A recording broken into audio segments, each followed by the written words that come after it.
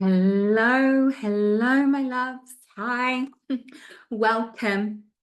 So let us begin. Welcome to today's episode of the Yoga Teacher Collaborative podcast, live streamed here right into the Facebook group. Today we are exploring beyond people pleasing, beyond people pleasing, and how to execute your boundaries within your business and or within your life. You can explore the lessons from today in whatever avenue delights you.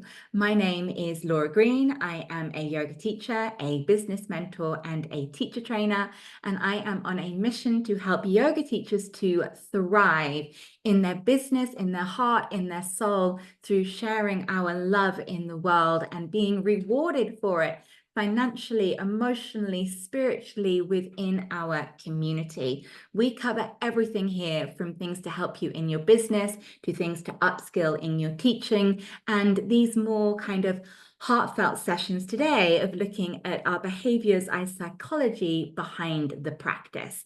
Because being a yoga teacher, running your own business, really does show you a lot of your own psychology. And it's a great way to continue our journey of self-evolution and self-reflection.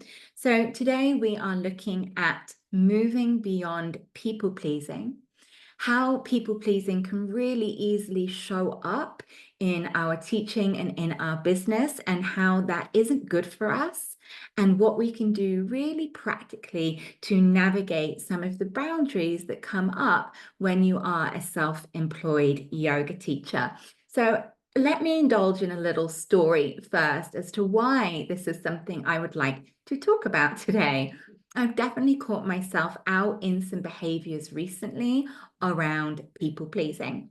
There's a few situations when I've been in and I've caught myself out in that, not advocating for what was right for me in the situation or what was doing my job the best service, because I had come into that people-pleasing mode. And yoga is, of course, a job where customer service is one of the key ingredients, but there is a line between customer service and people-pleasing.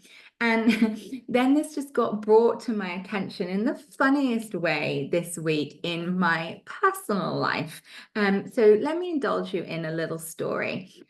We have moved to the New Forest. We live in an isolated setting in the New Forest. Our closest neighbours is a field that has 90 cows. There is a farmer way at the end of that, but we're pretty much on our own. And I woke up Tuesday morning, opened the curtains, and there was 3 gigantic cows in my front drive, on the front lawn, around the car, around the picnic table. And cows look big in a field. And when they're in your front drive, my lordy, these look huge. And if you have been to class with me this week, it was all inspired by the cows and boundaries. Or if you followed me on social media, you will have seen in my stories, this saga has continued all week. So that was on Tuesday that these 3 cows came in. We called the farmer took them back. Then yesterday, Thursday, woke up. One of the cows was back right in the front lawn, nibbling the grass, nibbling the flowers, doing a little rather large poo in the middle of the driveway. And I called the farmer again, and the farmer came up. It took him a while, and I noticed I was apologizing. I was the one for apologizing. I felt like I'd been a pain. I felt that I had been a nuisance. And when I saw how he shepherded the cow back out, walked it out our gate to his gate, opened the gate and walked in, I felt so embarrassed. I was like, is that all it took? I'm so sorry. I can walk your cow out next time. And I was really apologetic because I fell into that, wanting to be liked, wanting to be helpful, wanting to be the good girl, not wanting to put the farmer out, but instead prepared to put myself out. Anyway, the farmer gets the cow out. I close the front gate, just in case. Roll on an hour, she's back. Same offender. But I'd closed the front gate. So she'd found yet another way to transgress my boundaries, and she'd popped up in the back garden. Now, I told myself that I wasn't going to put the farmer out again, that I could manage this on my own. I could get her out the front gate if it happened again. But now she's round the back. I don't know how she's got in. All the gates were closed. We're fully fenced. I felt nervous about shepherding her a lot further around. And I called my husband. He was like, don't you dare put yourself in harm's risk. That cow doesn't know you. That cow is huge. Do not put yourself in harm's risk. It has nothing to do with you. Call the farmer. And I was like, well, I only disturbed the farmer this morning. And he really schooled me on it. That desire to put ourselves out, to put ourselves at risk, to put ourselves in harm's way, so as not to be a nuisance, so as not to bother someone else, so as to please someone else. Well, I didn't. I called the farmer again and he got her back out. So, wonderful example for me of how people pleasing, the desire to be liked, the desire to not put someone else out first, but the willingness to put myself out, to put myself in harm's way. And I think we can all accidentally fall into that. And that's a silly example, but how many times do we put ourselves out to not put someone else out? How many times do we put our health, our happiness in harm's way so as not to bother someone else, so as to be seen as light, helpful, the good girl? And then what else I noticed from reflecting on the cows, I called her Lilith now. Of his 90 cows, apparently it's always her. So I've called her Lilith after Black Moon Lilith. Anyway, what I noticed was when he came back to get her, and I said, I don't know where she got in because the gate's closed. He walked the whole perimeter and she had found this tiny, hidden, unnoticed corner. And in that hidden, unnoticed corner where our land meets his land, she'd trampled down the fence. But she'd found a blind spot. And he only discovered it because walking her right round, she exited that way. So I think when it comes to people pleasing, it can come up in our back blind spot. And when it comes to transgressing our boundaries, often it starts in our blind spot, in the areas we're not really clear on that is my boundary. So, for instance, I have some really firm boundaries, like boundaries of mine. I won't give students a lift. I won't go and meet a student for a coffee as a friend, but I will go and see them if they want to talk through beginning to be a yoga teacher, or they want to talk through running a self-employed business. I will see them in a professional capacity, but not in the capacity of a friend. I'm really aware of that strong boundary. It is not a blind spot for me. But what are blind spots is I work all sorts of hours, and I'm sure you do as a yoga teacher as well. It's not a 9 to 5 job.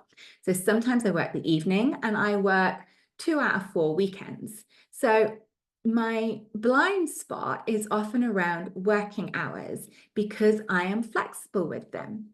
But then I'll have decided I'm not working this weekend, and then I'll get a message from a student on a Sunday or a Saturday, and then they follow it up on the Sunday because I didn't reply, and I get annoyed because I'm like, I'm not working, it's a weekend.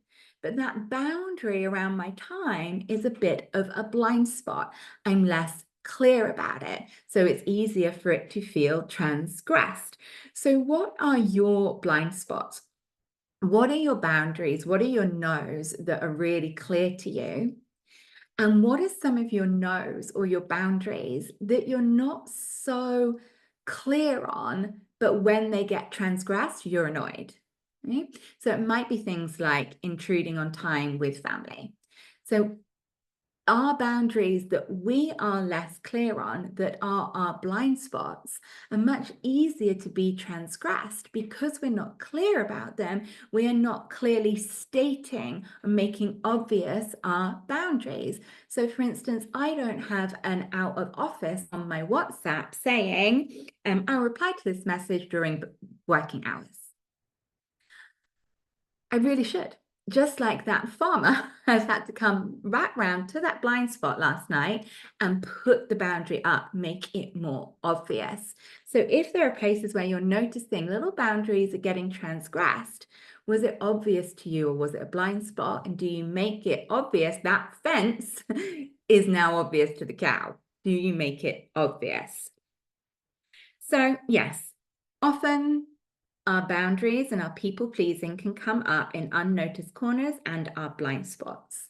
Then, once a boundary has been transgressed, this is still me reflecting on my journey with the cows, it is really easy for it to become a repeat offense. So my cow Lilith, she has now been in 4 times because she came in once and she was allowed in unnoticed once.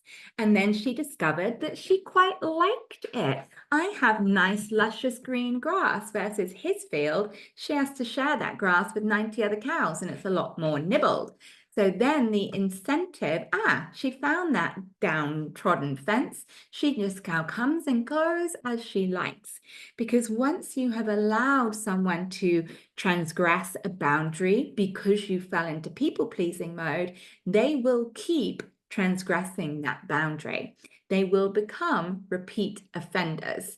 Now, that's because you allowed it in the first place. And every time that one person says, I'm so sorry I missed yoga today, can I have a refund? And you did it that first time. Then that sets an expectation that every time they miss the yoga, you're going to give them a refund. You get progressively more annoyed every time that happens until you're like a little boiling pot.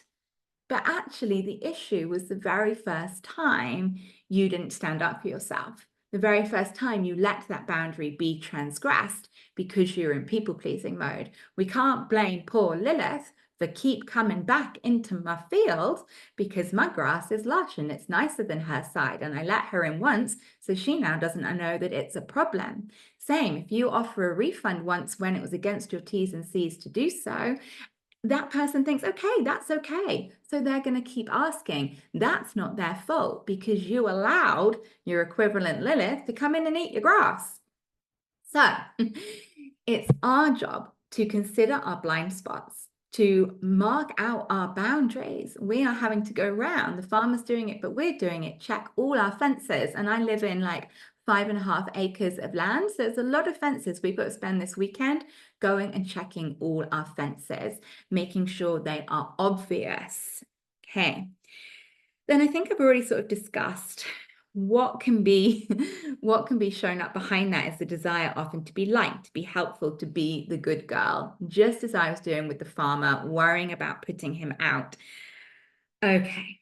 So why are yoga teachers particularly at risk of this in our business? I'm sure many people ask of the yoga teachers and of our business things they wouldn't ask of big businesses.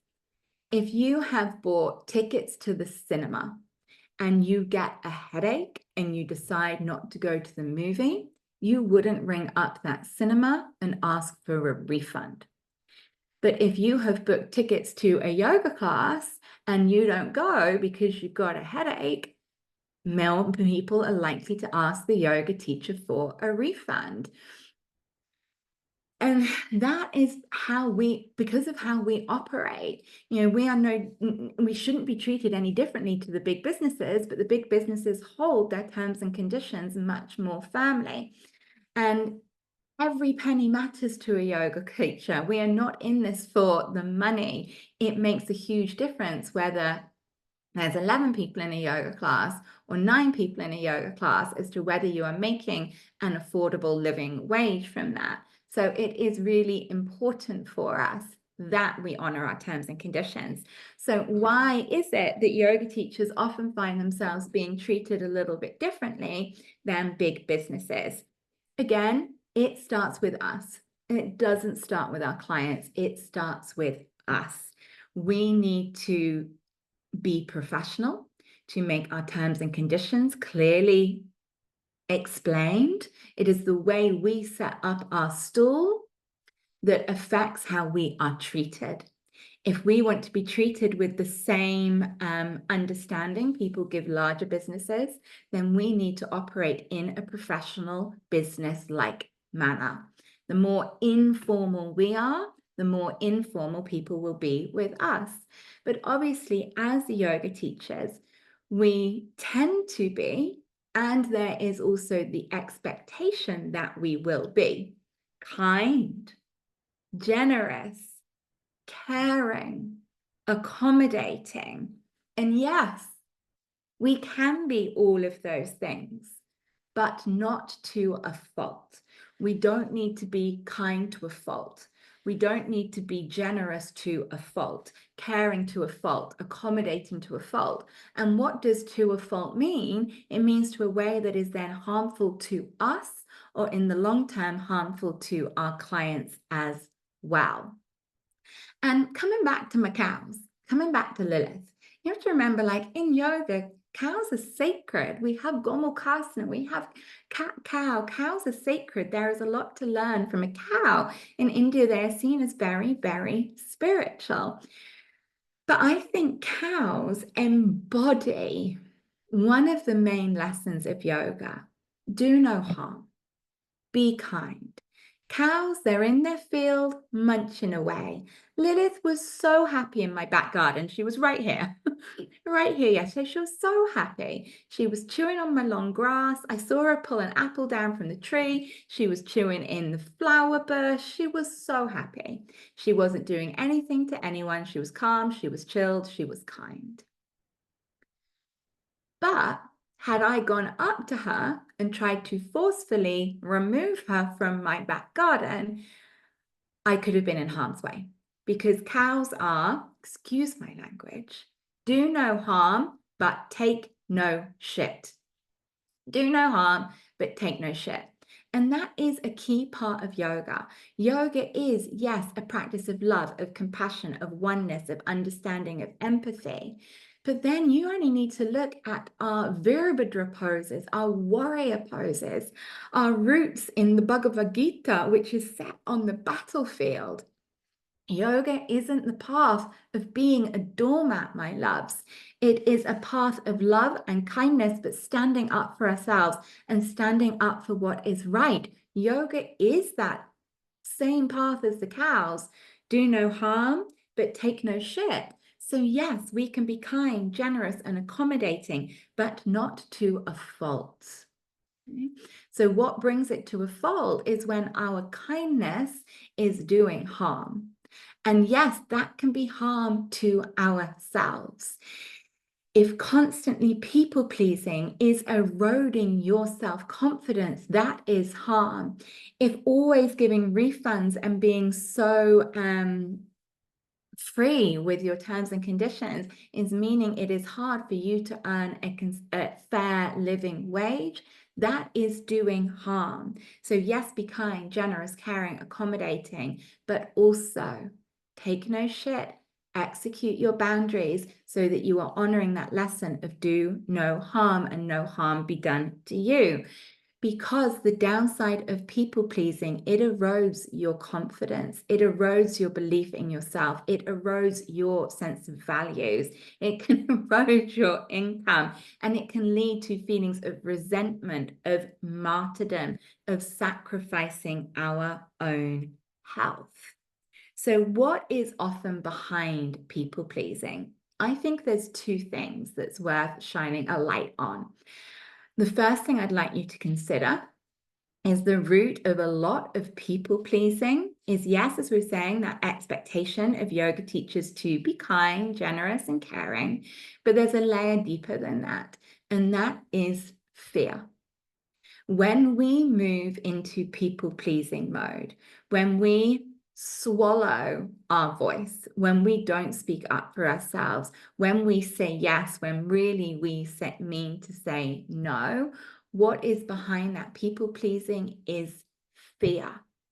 Now you have to look at that. When you feel resentment because you said yes when you meant no. Yes, you can have a refund when you meant no. The terms and conditions say this is non-refundable and non-transferable. This is not possible to give you a refund in this situation.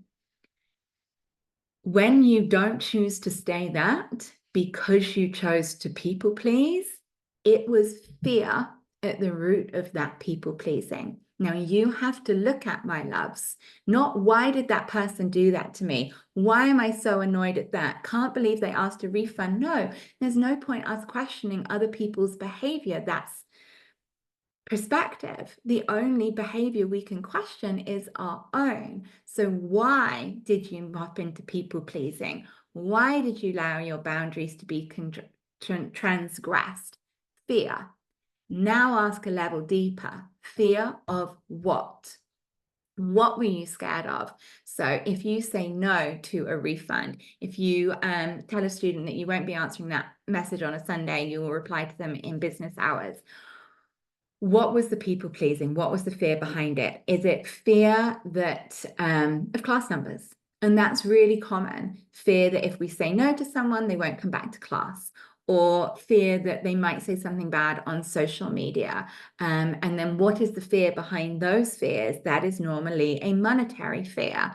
Okay, so if they go and badmouth me on social media, then, you know, that's going to harm my business. That's going to harm my income. Okay, if I say no and then they stop coming to class, that's going to harm my income.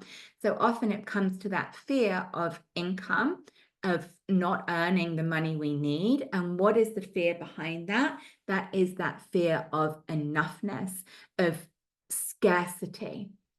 And that comes right to the heart of our confidence and where we are seeking validation. Are you seeking validation in whether you're a good yoga teacher by how many people came to class today, what the income was from that class? Is that what tells you you're a good yoga teacher? Or can two people come to your class today, you not cover your whole hire, you still stay really true to the passion, the inspiration, the reason that you show up, you share a great yoga class, and that you can step out of that afterwards and go, I'm a great yoga teacher. I taught a really good class. I'm really proud of what I did. Okay, there was only two people there, so that's reminding me I need to do a little bit more of a marketing push. Can you stay in that? Or does it start to erode and pick at your confidence as a yoga teacher? And then we have to think about, where are we validating ourselves? So this all becomes very, very personal. And yoga is the journey of self-evolution. I don't like to say self-improvement because that has a negative flavor to it. Yoga is the journey of self-evolution. So when we see these blind spots, when we can face our fears, then we can start to evolve. I'm taking my sense of self-worth from how many people are in that yoga class. So now I'm really triggered when someone asks for a refund, and that's against my terms and conditions of business, because what if they don't come back next week? What if they think I'm a bad yoga teacher? So we have to do the work on our own self-confidence, our own relationship with trust. Do we trust ourselves? Do we trust in the goodness of people? And do we trust that overall there is enough for everyone in this world and that the universe is supporting us? And that is the roots of your spiritual practice. So it all begins with you getting back on your mat, meditating, chanting mantra, coming into your yoga. I don't think I breathed for a very long time through that little rant. Let's take a breath. Okay, so fear. And then when you look at fear, thinking, is that a true story? And there is a lot that we can do so that when we are executing our boundaries, our customers aren't unhappy. And we're going to come on to that in practicalities in a moment, because I like to do is really looking at our ingrained patterns and our thoughts, our samskaras, if you were, but then also we've got to get into some practical stuff in a moment. So staying in this half of thinking about this as a mindset, I think there's one other main issue that I want to shine a light on. And I've only been reflecting on this in the last few months since someone brought it up for me, and I'm still updating my language. I'm still catching myself out in the word service. The word service is used a lot in yoga. How can I be of service? Delivering classes that are of service. But service, when you look at the roots of the word, no wonder it leads to people pleasing and martyrdom, because service has its roots, of course, in servitude. It is the same roots as to be a servant.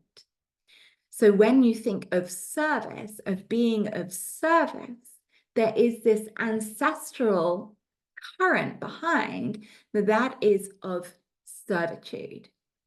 And classically, servants aren't paid. Servants aren't rewarded for their work. Servants give and give and give and give, depleting their own health, their own body, and giving everything and getting nothing in return.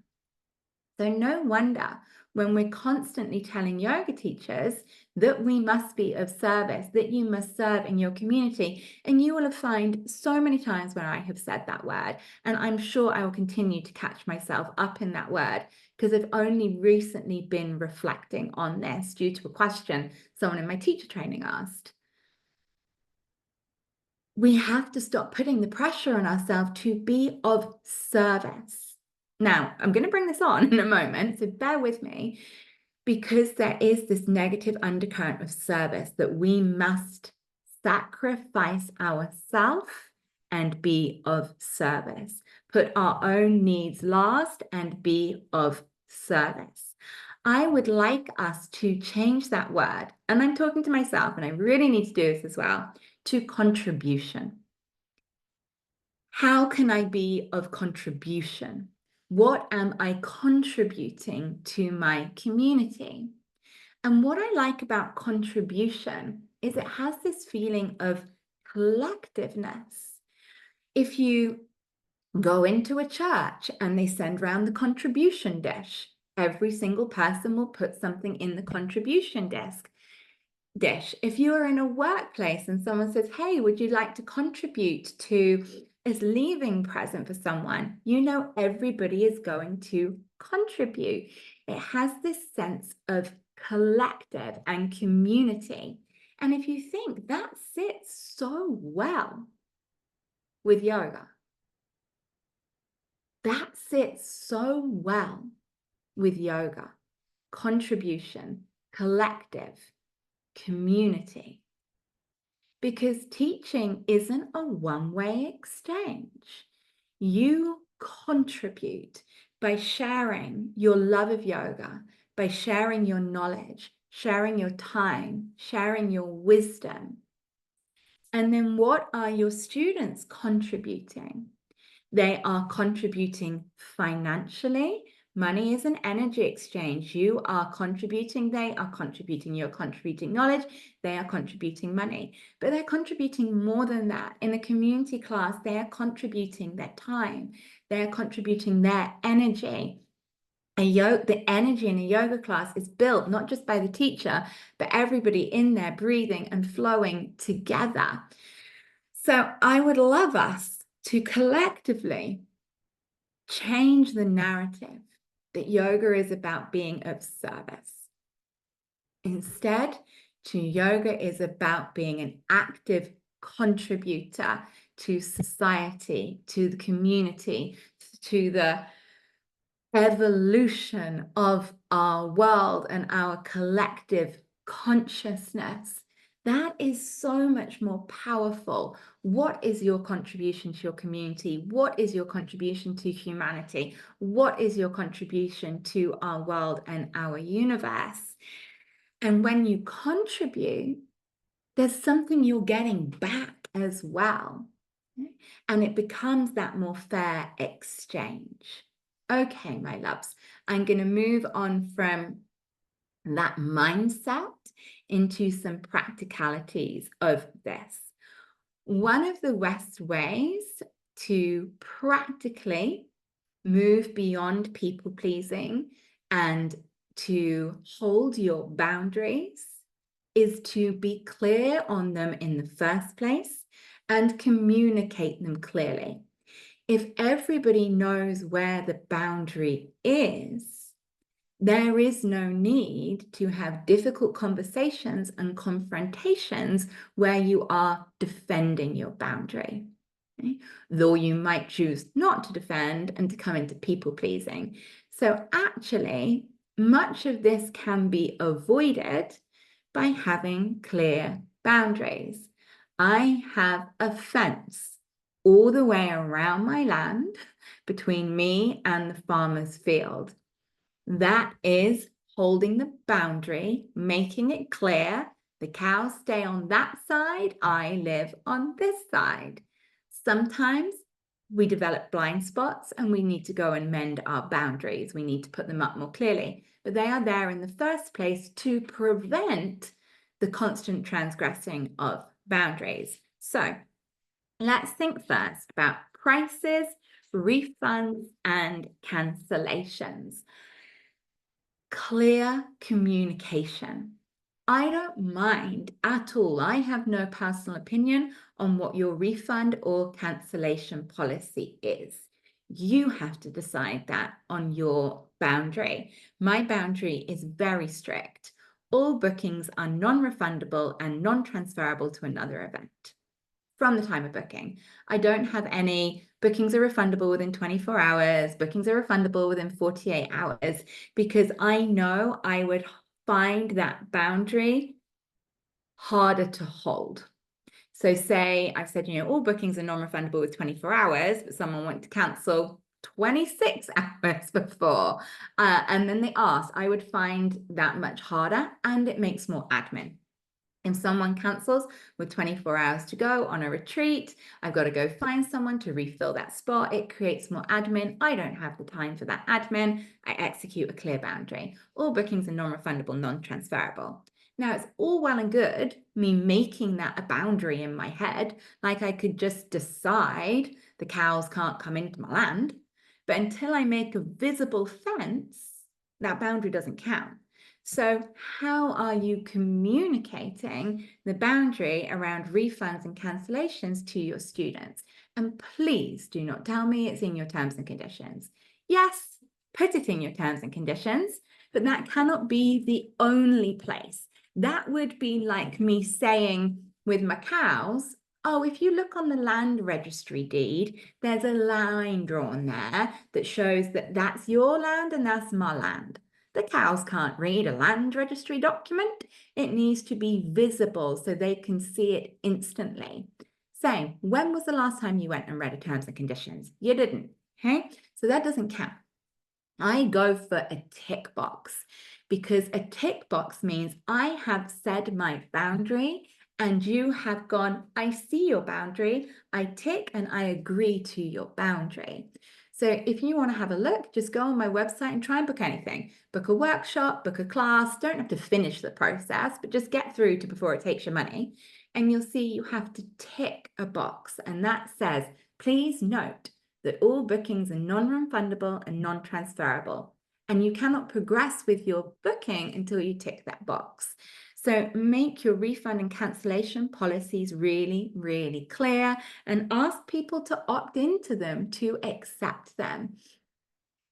And that setting out that boundary means I don't have to do any defending of that boundary, with which I could end up being pulled into the people pleasing and transgressing my own boundary. People will say, I'm not coming to class today, Laura, just letting you know. Okay? No expectation of a refund.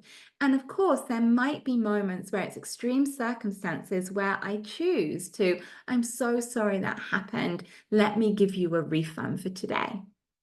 Okay?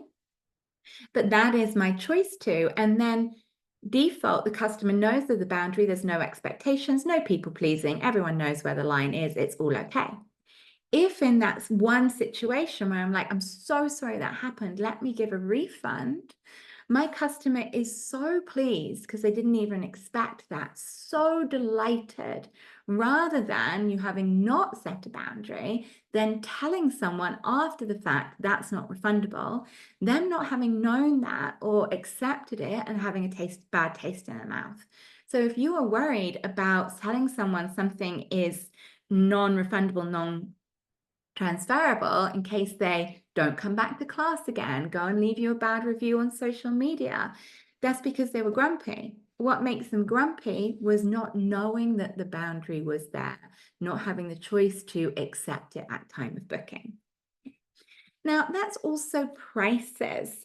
Boundaries around prices and discounts. Sorry, excuse me. You have the right to set your prices. You do not have to be affordable. That is not a requirement of a business. You don't even have to be, but you might choose to be of value. That's what I would rather be, of fair value. I do not have to be affordable. Okay? Think about that in shops. You have a charity shop, you have a high street store, you have a luxury boutique, you have Harrods. They all exist. And within that world, something is accessible for everybody. And you can have that in your own business. I put out vast amounts of free content. You're enjoying some now. Vast amounts of free content. That is the accessible. And then I go all the way up to mentorship programs, courses that are in their thousands. And then there's everything between the two. So I set my price as fair value for what I am offering. So then if somebody questions my price for something, I would really like to come to your classes, Laura, but I can't afford them. Okay? That is Lilith back at my boundary. Am I going to people please and devalue myself and go, oh, I'm so sorry, here, have it for half price? Or am I going to say, thank you for sharing that with me. Here is an alternative. I have some free classes on YouTube. Or I do a Sunday community class that's X amount. Okay? So instead of saying no, giving somebody an alternative. So if someone says, your yin yoga workshop is really expensive, I can't afford that. I had that on my kirtan recently. Someone wanted to book 2 spaces to come to my kirtan. My kirtan's like £16. And they're like, I can't afford 2 spaces to come to your kirtan. Do I have to go and discount that? I have set my kirtan at a price I think is a fair reflection for the offering. Okay? So I said, thank you for letting me know. Here are some videos of some chanting that you can do online with me. Okay? Give an alternative. So boundaries around your pricing. You set your price at something you value. You've got to honor that boundary for the sake of everybody else who's paying that as well. Okay, another example of boundaries, retreat rules. If you run day retreats, weekend retreats, retreats abroad, you need to think about what are your boundaries on key things that come up in a retreat. Yes, same on pricing, terms and conditions and cancellations, but also things like you are managing a group setting, especially weekend retreats or retreats abroad. What is your boundary around food? Is it a vegetarian, vegan, or non-vegetarian retreat? If it's a vegan, vegetarian retreat, is it important to you that you set some boundaries up around that no animal products are to be consumed on site? Is it an alcohol-free retreat? So what does alcohol-free retreat mean? Does that mean that you are not providing alcohol, but you're okay with somebody bringing their own? Why did you choose to make it an alcohol-free retreat? So I have alcohol-free retreats and it says on it, this is an alcohol-free retreat. Due to the spiritual work that we are doing, please do not bring alcohol on site. That is a very firm boundary. I have other retreats which say 2 glasses of wine are included with dinner. And again, there's a boundary there. So it's not unlimited wine is included with dinner. 2 glasses of wine are included with dinner. What about bedtimes on retreats? I have boundaries around bedtimes on retreats because it's a collective environment and it's not okay for someone to still be chatting in a communal space near someone's bedroom really loud at 12 o'clock at night. But unless you state these boundaries in the first place, you can't expect people to respect them. People get grumpy when they didn't see the boundary was there and have the choice to acknowledge it. So I now have on my retreats a retreat guest information sheet that goes out prior to booking. So it says there's a few unusual things about this retreat. Please read the guest information sheet here to make sure you are happy with this before going on to book the retreat. And it will say things like, this is an alcohol-free retreat. If it's a vegan retreat, it'll say about it being a vegan retreat. It'll also include things like, this retreat requires a moderate level of fitness due to hiking and kayaking involved. Whatever is important, start thinking about guest information sheets and people reading those. My one in India talks about the spiritual work in India being quite noisy, it being a large retreat. So letting people read about the key parts before they commit to joining the thing. And then everyone's there in a clear understanding. But do have a think around retreats, workshops, T's and C's, what's important. And then it's about how you communicate. Communicating things with a why. It is much easier to accept someone's boundary if you understand the why. Because none of us like being told what to do. So on my retreats that are alcohol-free, it says, this is an alcohol-free retreat due to the spiritual work that we will be doing. I please ask you to refrain from bringing alcohol on site. Okay? So it's not a do not bring alcohol. It's this is it, this is the why, an invitation to refrain from. Okay? Please note that quiet time on retreats is from 10 p.m. This allows everybody to get a great night's sleep and to make the most of our awake hours during the day, rather than bedtime, 10 p.m. I'm an adult, Laura, you can't tell me when to go to bed. Okay. Quiet time is from 10 p.m. so that everybody can get good rest and enjoy our awake hours in the retreat. Okay. So look at your language and explain why. And remember, none of us really like being told what to do. And boundary I'd really love you to think about is arrival time at events. Even at classes, if you like. Yoga teachers, we all understand this, don't we? Makes me giggle. You have a day retreat starting at 10 a.m. You get there at 9 a.m. to set up. You want to set up the space beautifully, so that when your students walk in, it feels something really special, calm and serene. You then want to take a moment to look over your lesson plan, to come into the right mindset, and maybe a moment for a little pranayama or a little meditation, so that when you open your door to your students, you are in the best possible headspace, energy, and everything is ready and set up. You've done that.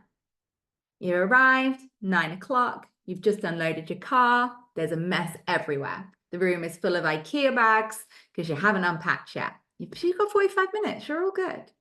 Then 9:15, that first student arrives. People pleasing you wishes to be chatty, friendly, kind, whilst you're also busy trying to set up the space. You're now feeling stressed that you're setting up the space. You're not giving the person your undivided attention because it's always a chatter. It's always a chatter that arrives early. So you're now feeling drained with that. You never get your meditation. You never get to go over your spreadsheet. It affects you, your energy, and everybody else. You feel annoyed at the person that arrived at 9:15. You have no right to be annoyed at the person who arrived at 9:15 if you hadn't executed your boundary in the first place. So by the time they've arrived, it's a bit harsh to go, the door's locked, you can come in later. We have to set it out before. So in my event final details emails, it says start time 10 a.m., doors open 9:40. If you arrive before 9:40, please wait in the car or go for a walk because I'll still be busy setting up the space ready to greet you. Okay. So boundary, explain why, put it in nice language. Okay. Then when someone does arrive, say, So lovely to see you. I know you're a little early. I don't know if you remember, it was just be really nice if you could just wait in your car for a second or go for a walk, just so I can set up the space and make it all beautiful to greet you. I am doing this for you. Okay. So just a little boundary I'd love you to put in there. Okay. Then one more little sentence takeaway on that. When you have had feedback, I think that's too expensive. I don't like this. I think you should do this. I don't think your retreat should be vegan. I don't think you should do yoga at 8 a.m. Unsolicited feedback. You want to go into people-pleasing mode. Instead, save this sentence. Thank you for your feedback. I'll take that into consideration. So when someone says, I think this event's too expensive, they say it online. Thank you for your feedback. I will take that into consideration. It's neutral. You haven't said what you're going to do with your consideration. I take that into consideration. I determine it to be rubbish and I'm ignoring it. You don't say that. Just thank you for your feedback. That person feels thank you. I will take that into consideration. They've had an impact and it doesn't commit you to doing anything. And then say less. This is something one of my mentors framed back at me about 18 months ago, my desire to over-justify. And that is a shame response. So when we're in people-pleasing mode or when we're trying to execute a boundary and we say no, and then we over-justify, that can be a shame response. Classic example is when yoga teachers put up their prices. They love to send a War and Peace email that goes into all the many reasons why they're putting up their prices. That is a shame response. Shame responses are from that same people-pleasing folder. As from January, the new prices for the class will be blah. Thank you for your service. Thank you for your service. Thank you for your custom. I look forward to sharing more yoga with you. Okay. Keep things simple, say less, avoid over justifying. Way back when I used to work in recruitment and sales, it was the same in negotiation. State what you're stating and say no more. The price for this is blah. And then shh, silence is golden. Okay. Don't over justify, over explain. That's when we often get ourselves into trouble. Over availability. This is the one that I'm still working on. Over availability to answer messages. That's a really tricky one. And then you resent answering messages when you're sitting on the sofa with your family at Sunday night. Okay. But did you execute boundaries around it? Do you have a standard out of office on? Okay. Standard out of office. Even when you're in the office. It says, thank you for your email. Your answers might be inside. Thank you for your email. Please note, I work Monday, Wednesday, Friday, or please note, I try to respond to emails within 48 hours. Please note, I only work standard office hours. Whatever your boundaries, do you have a standard out of office that says that? You can put it on your WhatsApp as well. I even believe you can do it on your social media, your Instagram. So I'll reply to, thank you for your message. I'll respond during office hours. Okay, that's something I'm going to start getting better at. Okay. All right, my loves. So I hope that was a twofold look at the mindset, the psychology of what's going on behind people pleasing, and some tangible examples of where you might like to have better boundaries so that you're not being pulled into the people pleasing in the first place. Look at your blind spots. Look at where you need to put up fences. You need to put up your boundaries. You need to make them visible. When you feel yourself coming into people pleasing, look in the mirror at what fear is behind this. Is it true? How can I evolve out of this fear? Thank you for your feedback. I'll take that into consideration.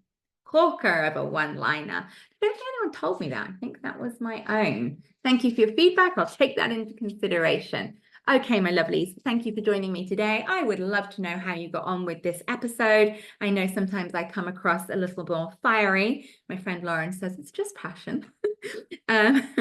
So thank you for joining me today. We will be back next week with another episode. Make sure you follow, subscribe. We have an episode every single week. I don't want you to miss them. So if you follow, subscribe over on Spotify, or they're always live streamed here in the Yoga Teacher Collaborative Facebook group. And if you're on Spotify and not in the Facebook group, come get in the Facebook group. It's where we have great questions, answer questions. It's where we mentor and support each other. It's where we build an actual relationship. All right, my lovelies, I'll see you next time. Bye for now.